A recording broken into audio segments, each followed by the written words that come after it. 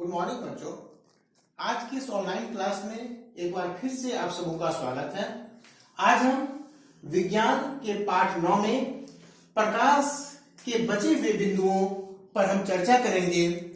वो बिंदु हैं मानव नेत्र तथा इसकी संरचना, दृष्टि निर्बंध, नेत्रों की देखभाल तथा ब्रेल लिपि। जैसा कि हम जानते हैं, मनुष्य का नेत्र एक महत्वपूर्ण ज्ञानेंद्रिय है। किसी वस्तु से आती हुई प्रकाश की किरण जब नेत्र में प्रवेश करती है तब मनुष्य किसी वस्तु को देख पाता है। जैसा कि हम इस चित्र में देख रहे हैं, मनुष्य का नेत्र लगभग गोलाकार होता है। इसका सबसे बाहरी भाग सफेद और कठोर होता है। बाहरी भाग के कठोर होने के कारण इसके भीतरी भाग को सुरक्षा मिलती है। दुर्घटनावश अगर कुछ चोट लग जाए तो भीतरी अंग सुरक्षित रहते हैं। इस बाहरी भाग के पारदर्शी अग्रभाग को कॉर्निया कहते हैं। कॉर्निया के पीछे एक गहरे रंग की मांसपेशी होती है और इस मांसपेशी को आइरिस या परितारिका कहते हैं। आइरिस के सामने एक काफी सूक्ष्म द्वार होता है। इस सूक्ष्म द्वार को हम पुतली कहते हैं, जैसा कि यहाँ पर लाल रंग से दिखाया गया है। यह काफी सूक्ष्म द्वार होता है जिसे हम पुतली कहते हैं और इसी पुतली से होकर प्रकाश की किरण नेत्र में प्रवेश करती है। पुतली के ठीक पीछे उत्तल लेंस होता है। जब प्रकाश की किरण पुतली से होकर मानव नेत्र में प्रवेश करती है तो यह उत्तल लेंस उस प्रकाश की किरण को पीछे की ओर एक परत पर फोकसित करता है। इस परत को हम रेटिना या दृष्टि पटल कहते हैं। यह रेटिना कई सारी तंत्रिका कोशिकाओं से बना होता है। रेटिना के बगल में दृक् तंत्रिका होती है। यह दृक् तंत्रिका रेटिना पर बने हुए प्रतिबिंब को मस्तिष्क तक पहुंचाने का कार्य करती है। इस दृक् तंत्रिका और रेटिना के संधि पर एक ऐसा स्थान होता है जहां पर किसी प्रकार की कोई तंत्रिका कोशिका नहीं होती। इस स्थान को हम अंध बिंदु या ब्लाइंड स्पॉट कहते हैं। इसे अंध बिंदु या ब्लाइंड स्पॉट इसलिए कहा जाता है क्योंकि यहाँ पर तंत्रिका कोशिकाओं के नहीं होने के कारण किसी प्रकार का कोई प्रतिबिंब नहीं बन पाता है, या हम यह कहें कि किसी भी प्रकार की संवेदना का प्रभाव यहाँ पर नहीं पड़ता है और यहाँ पर किसी भी प्रकार की संवेदना दृक् तंत्रिका के द्वारा मस्तिष्क तक नहीं जाता है। अब जैसा कि हमने यहाँ पर देखा, आइरिस जो मांसपेशी होती है और इसी पर यह पुतली बना हुआ होता है जिससे होकर की प्रकाश की किरण मानव नेत्र में प्रवेश करती है। यह आइरिस या परितारिका पुतली का नियंत्रण करता है। यदि काफी तेज प्रकाश की किरण आ रही है, अगर आंख सीधे सूर्य की ओर देख रहा है तो वैसी स्थिति में यह पुतली सिकुड़ जाती है, और ठीक इसके विपरीत यदि मंद प्रकाश उपस्थित हो तो पुतली चौड़ी हो जाती है। तो इस तरह से आइरिस या परितारिका पुतली का नियंत्रण करता है, पुतली को यह नियंत्रित करता है। मानव नेत्र एक ऐसी युक्ति है जिसके कारण मनुष्य दूर की वस्तु को भी और नजदीक की वस्तु को भी साफ साफ देख पाता है। पढ़ने के लिए मानव नेत्र के लिए सर्वाधिक सुविधाजनक दूरी लगभग 25 सेंटीमीटर होता है। 25 सेंटीमीटर को हम स्पष्ट दर्शन की न्यूनतम दूरी भी कह सकते हैं।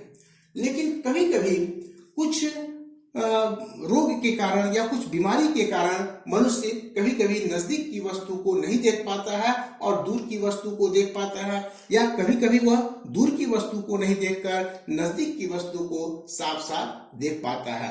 तो ऐसी स्थिति में इन बीमारियों के निदान के लिए उचित लेंस के प्रयोग के द्वारा इन बीमारियों को दूर किया जा सकता है। उम्र के साथ साथ ये सुविधाजनक दूरी, जो स्पष्ट दर्शन की न्यूनतम दूरी जिसको कहा जाता है, ये उम्र के साथ साथ परिवर्तित भी होता है। बुढ़ापावस्था में ये उत्तल लेंस जो मानव के नेत्र के अंदर है यह धुंधला होता है, जिसके कारण के मनुष्य को देखने में परेशानी होती है। वैसी स्थिति में शल्य क्रिया के द्वारा इस लेंस को बदल दिया जाता है और इसकी जगह पर कृत्रिम लेंस लगा दी जाती है। और तब उसका उपचार संभव होता है। तो इस तरह से हमने मानव नेत्र की संरचना को देखा। अब हम यह देखेंगे कि दृष्टि निर्बंध क्या है। तो दृष्टि निर्बंध को देखने के लिए या जानने के लिए हम एक कागज का टुकड़ा लेते हैं। इस कागज के टुकड़े में एक ओर हम पिंजरे का चित्र बनाते हैं और दूसरी ओर हम तोते का चित्र बनाते हैं। अब इस पर हम एक पेंसिल लगाते हैं, छिद्र कर एक पेंसिल लगाते हैं और इस कागज के टुकड़े को हम घुमाते हैं। तो घुमाने के बाद क्या होगा कि ये तोता हमें पिंजरे के अंदर बंद दिखाई पड़ेगा। ऐसा इसलिए होता है कि मनुष्य की रेटिना पर जो प्रतिबिंब बनता है वस्तु का, उस प्रतिबिंब का प्रभाव 1/16 सेकंड तक रहता है। वस्तु को हटा लेने के बाद प्रतिबिंब का प्रभाव तुरंत समाप्त नहीं होता, वह 1/16 सेकंड तक रहता है। अब प्रतिबिंब का प्रभाव 1/16 सेकंड तक रहता है, तो यदि किसी गतिशील वस्तु का प्रतिबिंब यहाँ पर इस दर से बने कि वह 1 सेकंड में 16 या 16 से ज्यादा बार बने, तो वह हमें एक चलचित्र की भांति चलती हुई दिखाई देगी। वही प्रभाव यहाँ पर देखने के लिए मिलता है। जब हम इस कागज के टुकड़े को घुमाते हैं तो जब तोते का प्रतिबिंब हमारे रेटिना पर बनता है, तो जब तोते और तेजी से घूमते हुए कागज के कारण बाद में इस पिंजरे का प्रतिबिंब उस रेटिना पर बनता है, तो उसके पहले तोते का प्रतिबिंब तुरंत समाप्त नहीं होता। तो एक स्थिति ऐसी आती है जब लगता है कि वह तोता इस पिंजरे के अंदर बंद है। इसी दृष्टि भ्रम को हम दृष्टि निर्बंध कहते हैं। अब हम जानेंगे नेत्रों की देखभाल। नेत्र काफी नाजुक अंग होता है, इसलिए इसकी उचित देखभाल आवश्यक है। इसके देखभाल के लिए जो सलाह दी जाती है वह इस प्रकार है। नेत्र को प्रत्येक दिन स्वच्छ पानी से कम 2 बार धोना चाहिए। पर्याप्त प्रकाश, कमरे के अंदर न तो बहुत तेज प्रकाश होनी चाहिए और न ही बहुत कम प्रकाश होनी चाहिए। यदि प्रकाश काफी कम होगी तो इससे भी समस्या हो सकती है, नेत्र खिंचाव की स्थिति आ सकती है, सर में दर्द हो सकता है। इसके विपरीत यदि काफी तेज प्रकाश होगी तो रेटिना पर उसका गलत प्रभाव पड़ सकता है। इसलिए कमरे के अंदर पर्याप्त प्रकाश की व्यवस्था होनी चाहिए। सामान्य दूरी पर पुस्तक रखकर पढ़ना। पुस्तक न तो हमें बिल्कुल नेत्र के समीप लाकर पढ़ना चाहिए और न ही काफी दूर ले जाकर पढ़ना चाहिए, बल्कि पुस्तक को हमारा जो सामान्य दूरी है जिसमें हम स्पष्ट देख पाते हैं, जिसको कि 25 सेंटीमीटर माना गया है, तो सामान्य दूरी पर पुस्तक को रखकर पढ़ना चाहिए। यदि आंखों में कुछ समस्या है, जैसे कि मैंने देखा या मैंने पहले बताया कि कुछ बीमारीवश कभी कभी मनुष्य नजदीक की चीजों को साफ नहीं देख पाता है और कभी कभी मनुष्य दूर की चीजों को साफ नहीं देख पाता है। तो ऐसी स्थिति में यदि सलाह दी गई है तो उचित चश्मे का उपयोग करना चाहिए।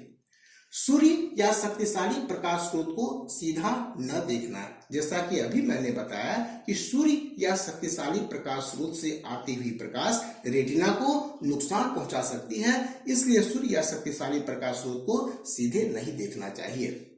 नेत्र को रगड़ना नहीं चाहिए। यदि नेत्र में धूल कण या कोई और पदार्थ चल गई है तो उसे आंखों को रगड़ना नहीं चाहिए, बल्कि उसे साफ पानी से धोना चाहिए। इस पर भी साफ पानी से धोने के बाद भी यदि समस्या का समाधान नहीं हो पा रहा है तो हमें तुरंत डॉक्टर से मिलना चाहिए। दूषित नदियों या तालाबों में स्नान नहीं करना चाहिए। दूषित नदी या तालाब के पानी दूषित होती है, जिसके कारण कि आंखों में संक्रमण हो सकता है, इसलिए दूषित नदियों और तालाबों में स्नान नहीं करना चाहिए। अब हम यहाँ पर देखेंगे ब्रेल लिपि के बारे में। तो कुछ व्यक्ति ऐसे होते हैं जिनमें दृष्टि संबंधी समस्या होती है। कुछ व्यक्ति जन्म से ही अंधे होते हैं, जबकि किसी व्यक्ति में दुर्घटनावश आंख की रोशनी समाप्त हो जाती है। तो ऐसे व्यक्तियों के पढ़ने के लिए लुई ब्रेल के द्वारा एक ब्रेल लिपि दी गई है। लुई ब्रेल खुद ही चाक्षुष दिव्यांग व्यक्ति थे और इन्होंने चाक्षुष दिव्यांग व्यक्ति के पढ़ने के लिए उभरे हुए बिंदुओं से एक पढ़ने की लिपि बनाई। इस लिपि में 63 बिंदुकृत पैटर्न होते हैं और प्रत्येक पैटर्न एक अक्षर होता है। अक्षरों का समुच्चय मिलकर शब्द बनाता है। इन बिंदुओं को ऊर्ध्वाधर पंक्तियों के 2 कक्षों में व्यवस्थित किया गया है और प्रत्येक पंक्ति में 3 बिंदु होते हैं और इस कारण से लुई ब्रेल के द्वारा दिए गए ब्रेल लिपि के कारण चाक्षुष दिव्यांग व्यक्ति भी उभरी हुई बिंदुओं के प्रयोग से आसानी से पढ़ सकते हैं। अब हम यहाँ पर नेत्रदान के बारे में जानेंगे। नेत्रदान एक ऐसी प्रक्रिया है जिसे चाक्षुष दिव्यांग व्यक्तियों के लिए एक वरदान हम मान सकते हैं। नेत्र का दान कोई भी व्यक्ति कर सकता है, लेकिन इसके लिए उस व्यक्ति को अपने जीवित अवस्था में किसी पंजीकृत नेत्र बैंक पर जाकर शपथ पत्र भरकर देना पड़ता है और उसकी मृत्यु के 4 से 6 घंटे के अंदर उसके शरीर से आंख को निकाला जाता है और इसके कारण चाक्षुष दिव्यांग व्यक्ति सफलतापूर्वक वस्तु को देख सकते हैं। लेकिन इसमें भी कुछ समस्या है, कुछ ऐसी बीमारियां हैं जैसे रेबीज, हेपेटाइटिस, ये सब कुछ ऐसी बीमारियां हैं, एड्स, जिनसे पीड़ित व्यक्ति अपने नेत्रों को दान नहीं कर सकते हैं। तो बच्चों, इस तरह से आज हमने पाठ 9 के प्रकाश पाठ को समाप्त किया। आप अपने पाठ्य पुस्तक से भी इस पाठ को अच्छी तरह से पढ़ें, जिससे आपका समझ ज्यादा अच्छी तरह से विकसित हो सके। धन्यवाद।